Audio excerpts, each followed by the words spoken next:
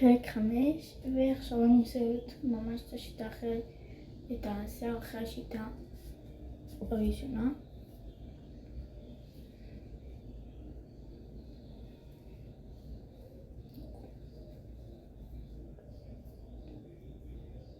זה נראה מוזר. נחכה 20 שניות. 20. שחרר טיפה. ככה. נעשה גם צד שני. אוקיי, פה לא כל כך עבד לי, אז פשוט נשאיר את השיער איך שהוא היה. זהו ככה. לוקחים גומיה ומפרק ומושכים את זה ככה לאחורה. יש פונים, חכו, אני אוציא.